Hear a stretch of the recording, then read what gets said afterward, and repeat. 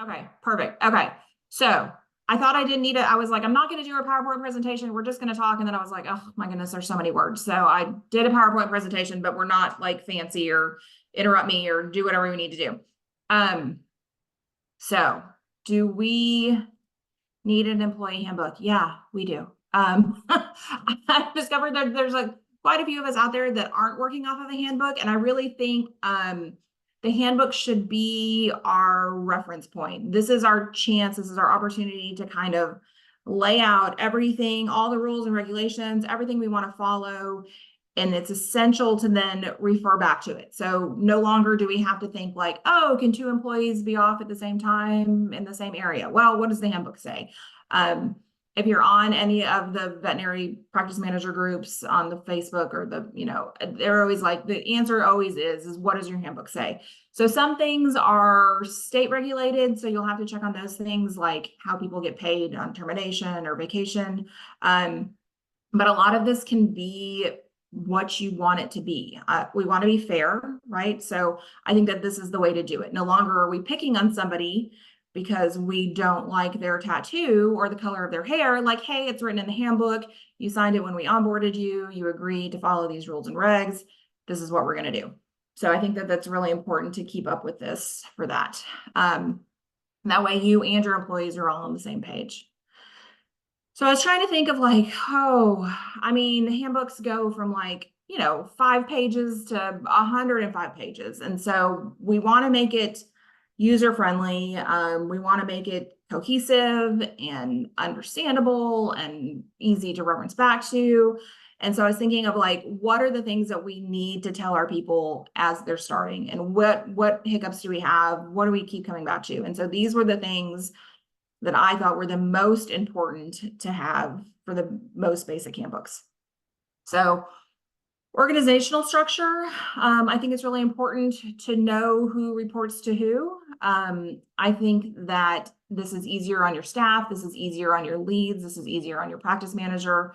You never want somebody kind of leapfrogging over someone else. It's like going to mom and dad. If dad gives you a no, then you go to mom and try to get a yes. Like, it's just not fair to the employees and to your leads. So everybody's hierarchy probably looks different. We want to make sure that we are explaining this to the staff. And then also when the staff comes and you say, hey, technician, did you talk to the lead tech? And they say, no, you say like, well, go talk to them and see what happens. This is an easy way to I'm not trying to get things off my plate. I'm trying to follow the rules that we've got. There's hierarchy, who reports to who. Let's follow along with that. And so that can be easy. This is, as your handbook should be a living document. We want to update it when we need to change it. So like if somebody was 2 leads ago, we need to make sure that we're updating our handbook and that it's accurate. Okay. Big sexual harassment and bullying. I know that some states have sexual harassment requirements for training. So this would be here. If you have a formal training in place, let's put it in here. If you don't, I think there's probably lots of references that we should have in there, but we also need to define what we think is inappropriate, what we think is bullying, what we think is sexual harassment. I don't think you need to be descriptive, but I do think you need to say, let me go ahead and pull up. I'm dual computering here, which is not my normal thing, but I was going to pull up what words I used. Harassment in any form, including text, verbal, physical, sexual harassment applies to all employees, including supervisors, managers, and doctors. Sometimes doctors are the worst with this. We define bullying as inappropriate behavior, direct or indirect. It's going to be verbal, physical, or otherwise. 1 or more people can be involved.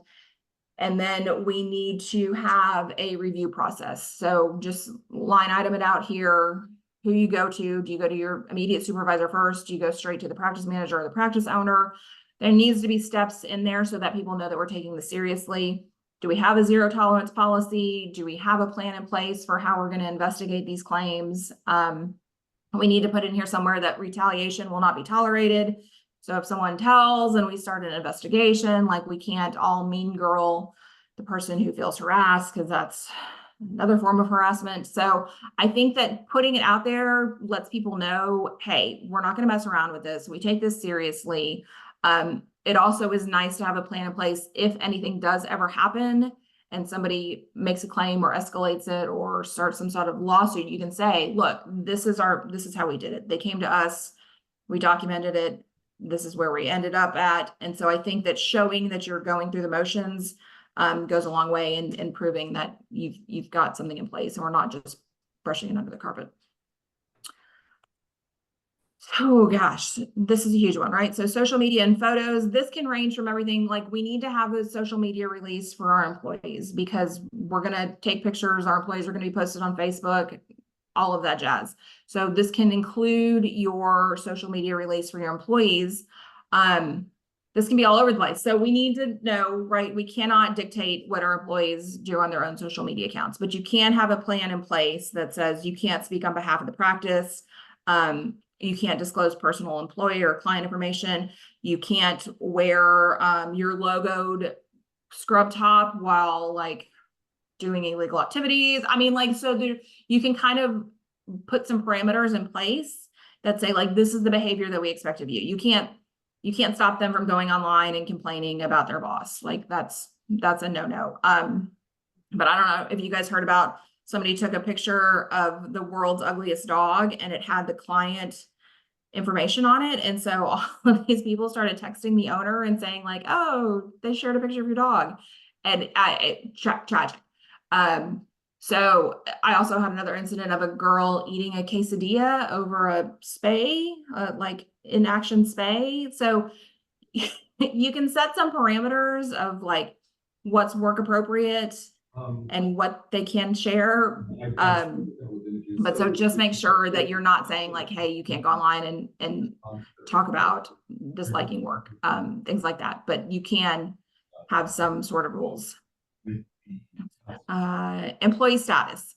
So we had a probationary period, volunteers, and then termination period. This is kind of outlining, hey, in your first 30, 60, 90 days, you're not eligible for benefits, or you can be termed without cause, or, you know, whatever it is that you determine to be a probationary period. But we need to set it up so that the employee knows when they're going to be off probation, what they can look forward to, what they're working towards. Volunteer kind of outlines as well, like you are not covered by our insurance, you are not being paid for your time, you are, you know, an at-will employee, or, you know, like assume your own risk, that type of thing. And then for disciplinary, this is an important one, I think, for then defining your procedures. Are we going to do verbal, written warning, you know, verbal, written, and then term? Are we 3 strikes you're out? Are we, depending on the situation? But I think that this is really important to let your staff know how you're going to handle any sort of conflict or bad behavior. Attendance, I'm blowing through these. We can go back and talk about them. We can add in more stuff. I just wanted to get through these real quick. Attendance, I think, is really important for I mean, we have, right, this is a problem right now for call outs, for no-shows, for people who are chronically late. This is where you can define what is tardy. For me, tardy was more than 15 minutes. Like, you know, if you got stopped by a train or construction or whatever, like I'm giving you that 15-minute window, but anything after 15 minutes is tardy. So this is where you can say, hey, if you've got 3 tardies in a month, if you've got 6 tardies in a quarter, I mean, this is where you can define, like, we're going to send you home if you're late. We're going to dock your pay, make you work extra Saturdays. Like, this is where you can set up your rules for, if you do this, then we're going to do this. You need to have a process for employees calling out. Can they text message in? Does it need to be to their supervisor? Does it need to be to the practice manager? This way, when the system falls, when there's cracks, you can go back and say like, hey, this is what we agreed to. This is our policy. This is how we do it. And so we just need to make sure that everybody knows how to do that. And then no call, no shows. This is a rough one. I think it's happening more and more. If you set it up, you can have, so I had 3 hours, no call, no show means you were terminated. I think that you can set it up to be reasonable. Like if somebody just doesn't come in, we're not going to just accept them back with open arms. Like there needs to be some sort of consequences. For me, it was termination. For you, you can set your own parameters, but I think it's important that they know that this is what's expected of them and this is what will happen if you don't follow through. Clocking in overtime payroll.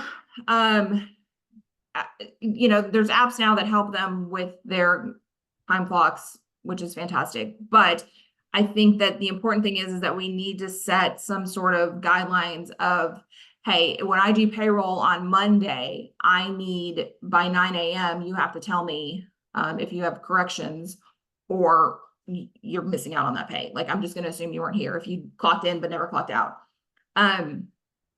And then also a process of like, if you do need to make a correction, who do you go to? Your immediate supervisor. This should be where like, hey, your friend can't correct your time clock. Like you can't correct your own time clock.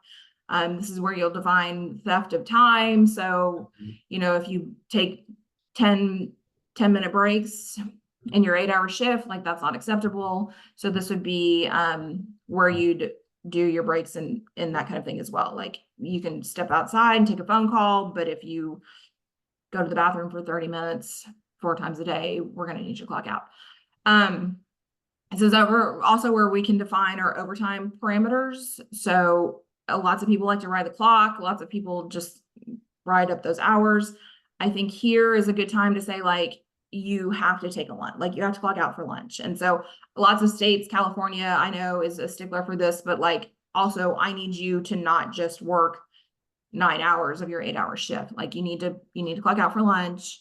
You need to leave on time. This is where you could say like, if there's 4 receptionists at closing, 2 stay and 2 go. Like we don't all need to hang out and watch each other count the drawer. Yeah. And then payrolls, you should set expectations of, hey, we get paid every other Tuesday. It'll be in your bank by 4 o'clock. If there's an issue, let me know. But also, your state has rules and regs for terminations, last paychecks, that kind of thing. So you need to make sure that you're abiding by those. Uniforms. Okay, so this is a big one. I think that this is really a catch-all for the things that we dislike that fall into the parameters that they could disturb our work. I will just go on the record for saying that tattoos and hair colors are probably not a hill that I am willing to die on anymore. I think as long as they're appropriate and they don't say like swear words or, gruesome things, I think that tattoos and hair color are all kind of part of our culture now, especially in vet med. Visible piercings, I think that it's reasonable to say like, hey, your giant gauges might be a safety issue, or like, can you take out those hoops or things like that. I think if there's a true safety issue, you can say, let's not do that at work, or please find an alternative. Lots of people put Band-Aids on facial piercings.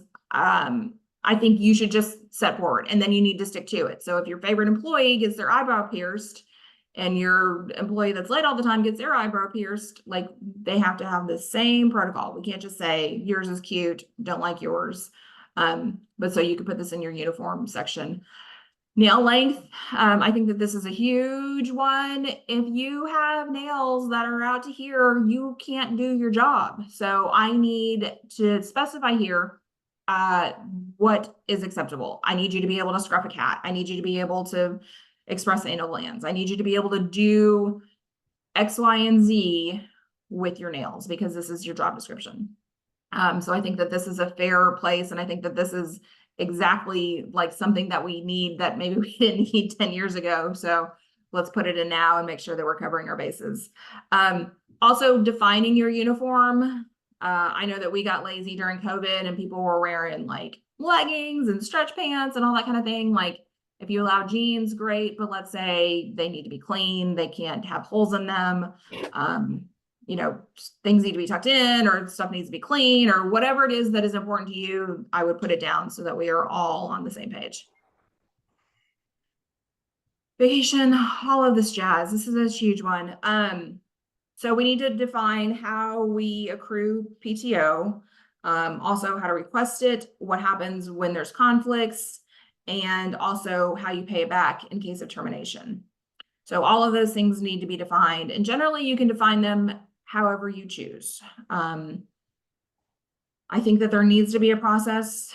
Accrual is different for everybody. If you start on their anniversary or the first of the year or all at once or unlimited, I think that that's fine, but it needs to be written out so that they can refer back to it and know what to expect.